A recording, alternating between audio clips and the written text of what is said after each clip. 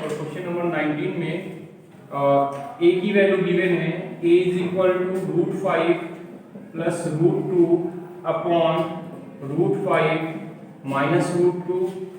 b की value है b is equal to √5 minus √2 upon √5 plus √2। और प्रूव करना है, यहाँ पर आपको शो करना है, show that 3a² plus 4ab और minus 3b² is equal to, और रिजल्ट आपको दिखाना है यहाँ पर 4 प्लस 56 अपॉन 3√10। ठीक है, ये रिजल्ट आपको प्रूव करके दिखाना है। तो देखिए यहाँ पर a और b की वैल्यू हमारे पास ऑलरेडी है, और पहला काम हम लोग क्या करेंगे, देखेंगे कि यहाँ पर जो प्रूव करना है उसमें क्या कोई आइडेंटिटी यूज हो रही है।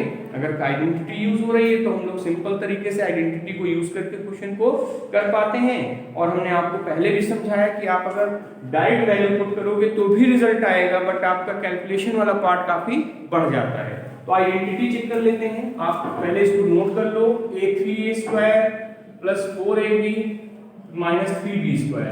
ये है, इसी को आपको सॉल्व करके रिजल्ट प्रूव करके दिखाना है। ये 4 प्लस 56/3√10 आना चाहिए। ठीक है, क्या करेंगे हम लोग, देखेंगे क्या आइडेंटिटी का फॉर्मेशन कुछ दिख रहा है। तो हम ये देख पा रहे हैं यहाँ पे 3a² है, यहाँ माइनस 3b² है, तो 3 को इसमें से कॉमन लिया जा सकता है। ठीक है, और इसको कुछ इस तरीके से लिखा जा सकता है 3a² माइनस b² और प्लस 4ab। ठीक है, ऐसा लिख सकते हैं हम लोग। अब ये जो a² माइनस b² है उसमें आप एल्जेब्रिक आइडेंटिटी यूज कर सकते हो। a² माइनस b² के लिए वो क्या लिखा जा सकता है, a प्लस b और a माइनस b। तो यहाँ लिखा जा सकता है 3a प्लस b और ये हो जाएगा a माइनस b और प्लस 4ab। तो ये थोड़ा सा अगर इस फॉर्मेट में हम इसको ले आए तो यहाँ पर जो सिंप्लीफाई करना थोड़ा इजी दिख रहा है, क्योंकि a प्लस b है, a माइनस b अलग अलग आपको सॉल्व कर लेना होगा। ठीक है, अब आप क्या करोगे कि आपके पास ऑप्शन ये है कि a और b की वैल्यू यहाँ आप डायरेक्ट पुट कर लो, या तो वहां पहले a और b को ही रेशनलाइज कर लो, ये थोड़ा सिंपल फॉर्म में आ जाए तब पुट करो। ठीक है, दोनों ऑप्शन यहाँ से है हमारे पास। तो बेटर ये है कि जैसा हम ये देख पा रहे हैं कि जो डिनोमिनेटर है दोनों के एक दूसरे के आरएफ हैं। ठीक है, दोनों के डिनोमिनेटर अगर आप देखो तो इसमें √5 माइनस √2 है या √5 प्लस √2 है, तो ये रेशनलाइजिंग फैक्टर है एक दूसरे के। तो इनका प्रोडक्ट करने से हम लोग a² माइनस b² का फॉर्मेशन कर पाएंगे। तो ऐसी जगहों पे हम डायरेक्ट वैल्यू पुट कर देते हैं, क्योंकि जब आप प्लस या माइनस करोगे एलसीएम लेकर के ही सॉल्व करोगे और एलसीएम में ये दोनों प्रोडक्ट में आ जाएंगे। ठीक है, तो डायरेक्ट हम लोग यहाँ पर वैल्यू पुट कर ले रहे हैं। अगर आप चाहो तो यहाँ अलग अलग भी सिंप्लीफाई करके फिर वैल्यू पुट कर सकते हो। चलो करके देखते हैं। 3 यहाँ पर a की वैल्यू है √5 प्लस √2 अपॉन √5 माइनस √2 और प्लस √5 माइनस √2 अपॉन √5 प्लस √2।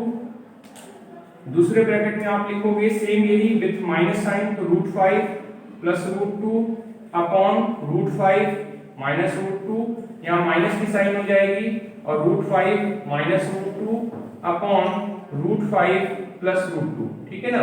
अच्छा, प्लस करके यहाँ 4ab भी है, मतलब इन दोनों का प्रोडक्ट भी कराना है। तो a देख सकते हो है √5 प्लस √2 अपॉन √5 माइनस √2। प्रोडक्ट करोगे आप b से, तो b है √5 माइनस √2 अपॉन √5 प्लस √2। तो यहाँ पर तो आप देखो ये पूरा का पूरा कैंसिल हो जाएगा, ये एक दूसरे का रेसिप्रोकल था, कैंसिल हो गया, बच गया यहाँ पर आपके पास 4। इसको सिंप्लीफाई करना होगा।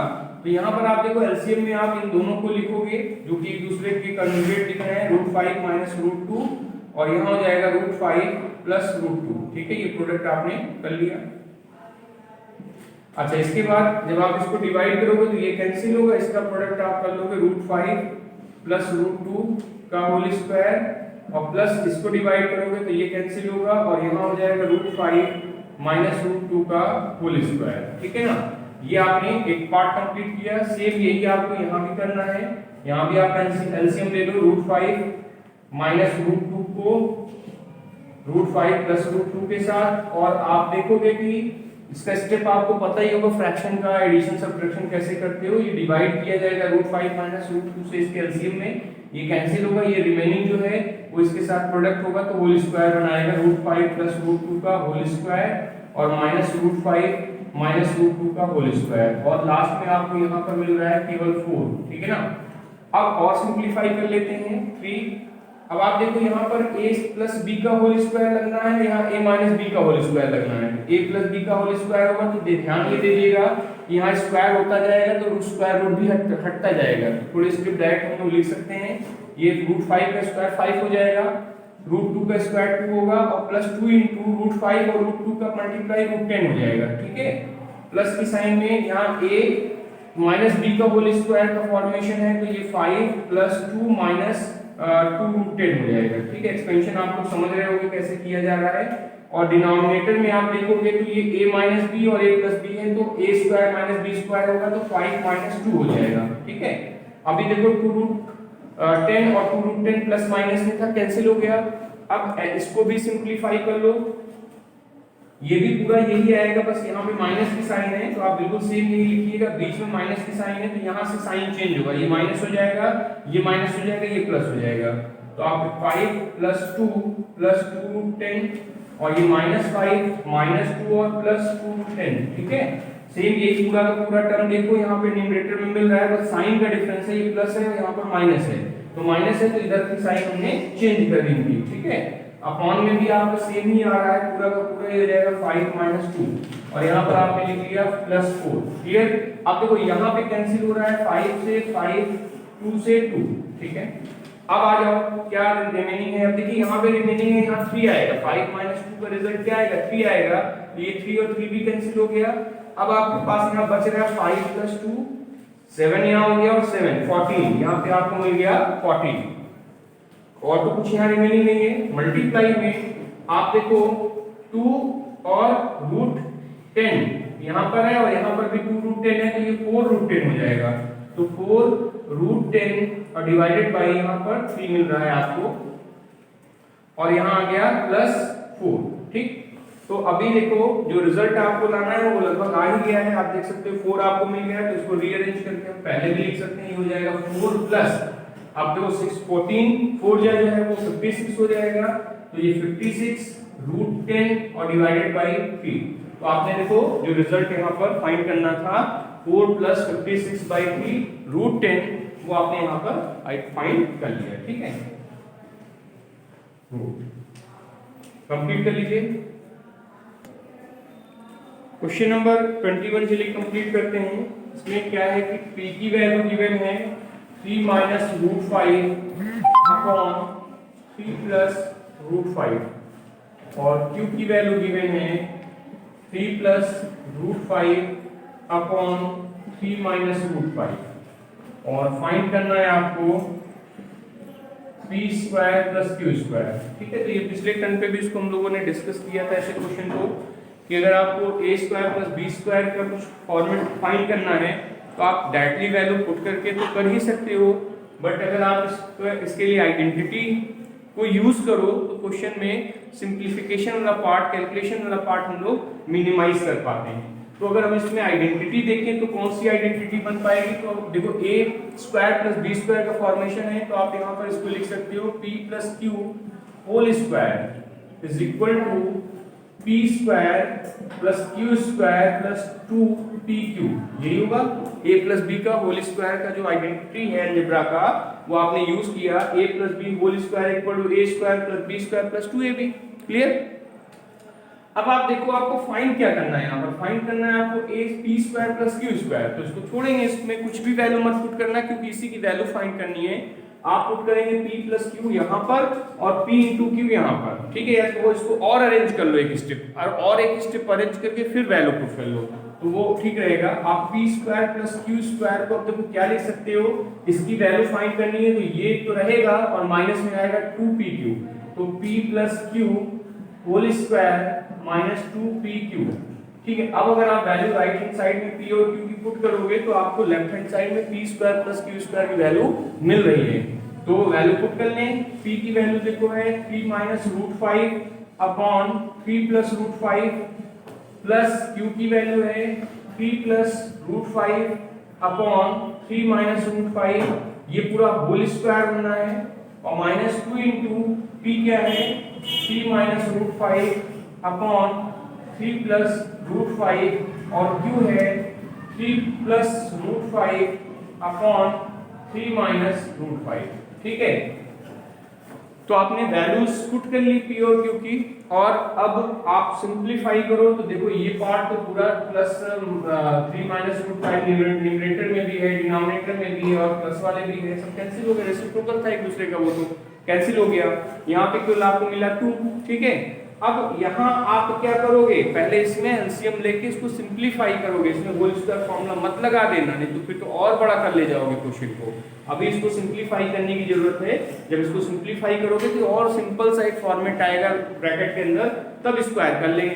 तो अभी आप क्या करिए, इसमें एलसीएम ले लीजिए। एलसीएम आप देख पा रहे हो दोनों एक दूसरे के डिनोमिनेटर, दोनों एक दूसरे के आरएफ हैं, रेशनलाइजिंग फैक्टर है, तो ऐसे केस में हम एलसीएम में दोनों का प्रोडक्ट ले लेते हैं। तो ये हो जाएगा 3 प्लस रूट 5 और 3 माइनस रूट 5 का आपने यहाँ प्रोडक्ट कर लिया।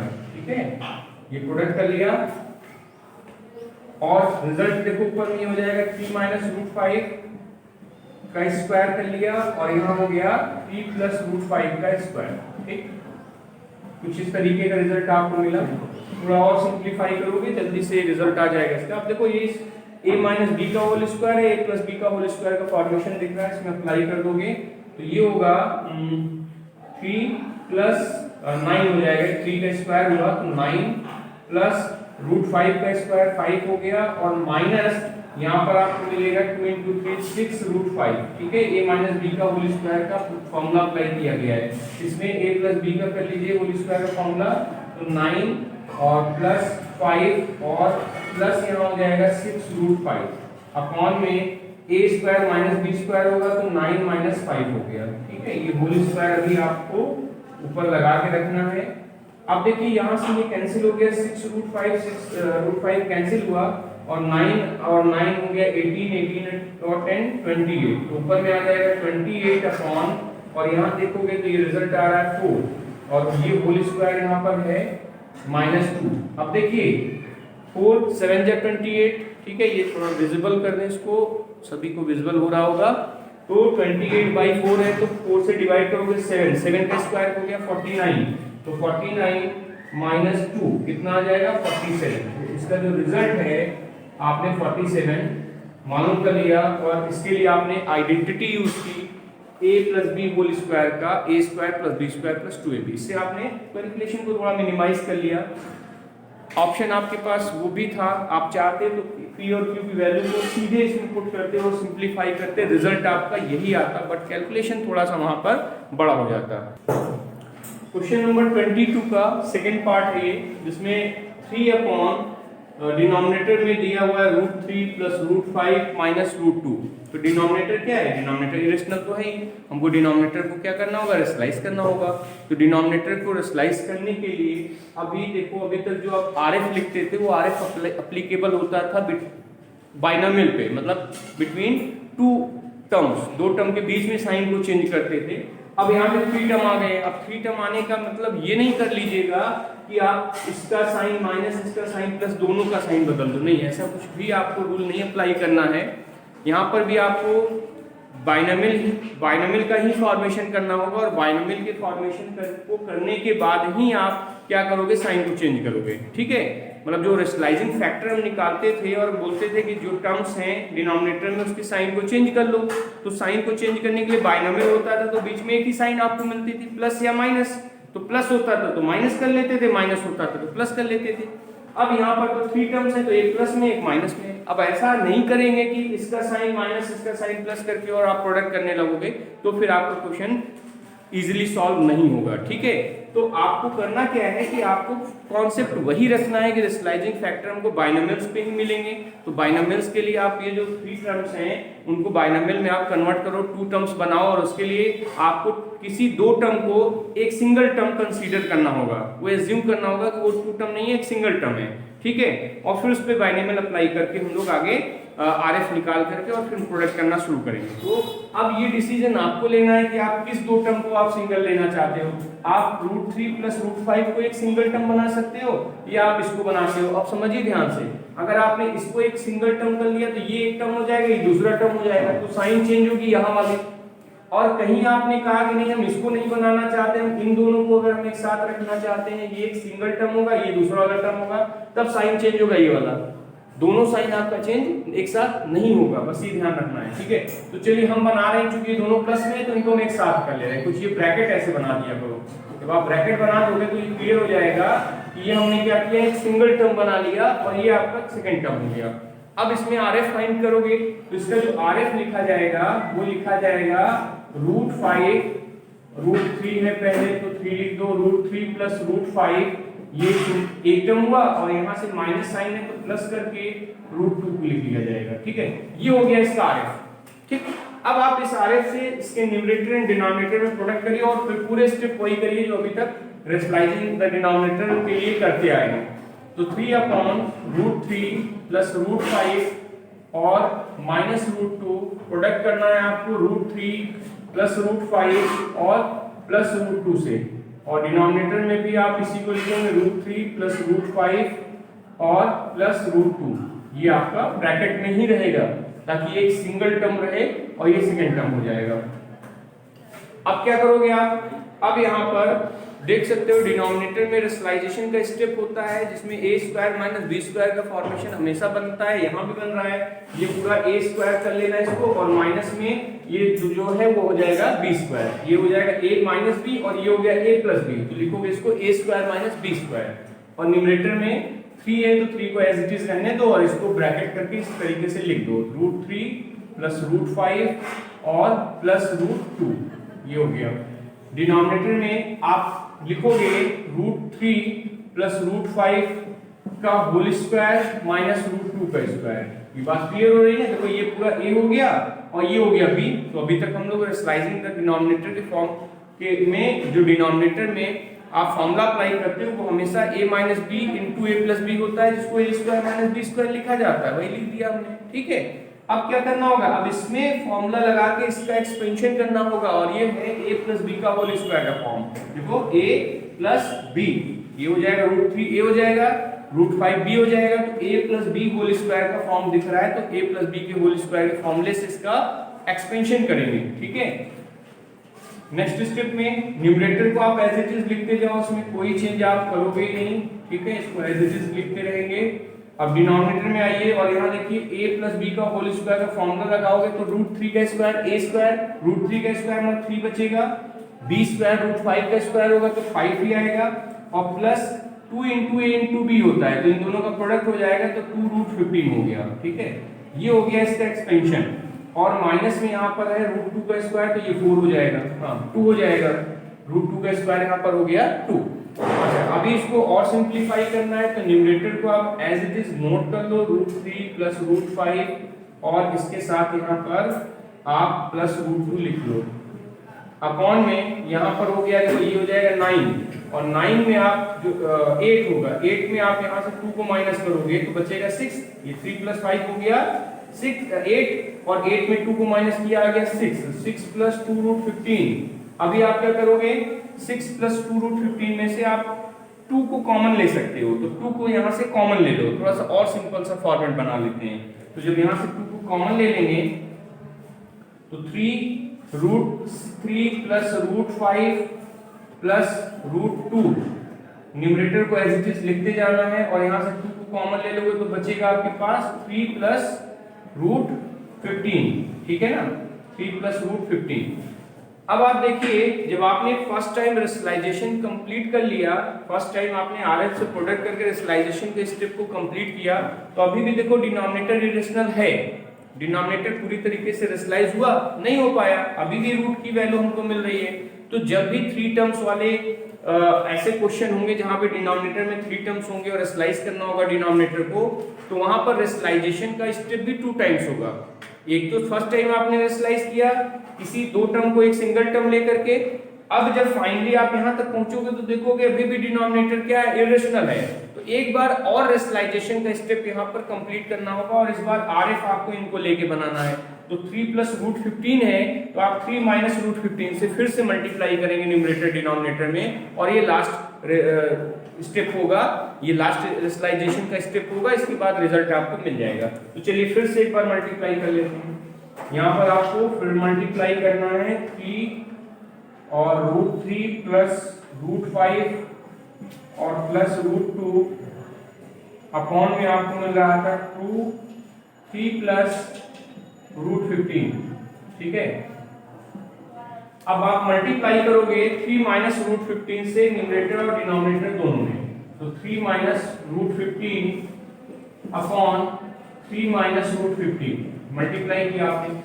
अब देखो ऊपर में आपको इसका प्रोडक्ट करना हो तो कर दीजिए, एज इट इज आप लिखा रहने दीजिए, कोई उससे प्रॉब्लम नहीं होगी। रूट 3 प्लस रूट 5 और प्लस रूट 2, ये आपका एक पूरा 3 टर्म्स का एक ब्रैकेट है, और यहाँ आ गया 3 माइनस रूट 15। ठीक है, डिवाइडेड बाई मेन तो डिनोमिनेटर को रेशनलाइज करना है, हम लोग उसको कंटिन्यू कर लेते हैं। और यहाँ पर आप देखो फिर से क्या होगा, यहाँ पर a प्लस बी और a माइनस बी का फॉर्मेशन है, तो a square minus B square लिखोगे तो 3 का स्क्वायर हो जाएगा 9 और माइनस रूट 15 का स्क्वायर हो जाएगा 15। ठीक है ना। अब ये रिजल्ट आपको मिलेगा 3 root 3 plus root 5 plus root 2 और यहाँ पर 3 माइनस रूट 15 अपॉन 2 इंटू, और यहाँ पर आपको मिल जाएगा 6 माइनस 6। ठीक है, ये देखो 3 2 जाए, यहाँ पर 6 कैंसिल भी हो गया। अगर आप प्रोडक्ट करना चाहो तो इसका प्रोडक्ट कर भी सकते हो, प्रोडक्ट करके और सिंपलीफाई करके लिख दीजिएगा। तो root 3 plus root 5 plus root 2 और ये हो गया 3 minus root 15 divided by minus 4। तो आप देखिए अब डिनोमिनेटर क्या हो गया, रेशनल फॉर्म में आ गया। यही करना था आपको, डिनोमिनेटर को रेशनलाइज करना था, और देखिए डिनोमिनेटर में अब आपको एक रेशनल नंबर मिल रहा है। ठीक है, डिनोमिनेटर क्या हो गया, रेशनलाइज हो गया। ऐसे क्वेश्चन को जहां पर डिनोमिनेटर में 3 टर्म्स होंगे आप इसी तरीके से सॉल्व करेंगे।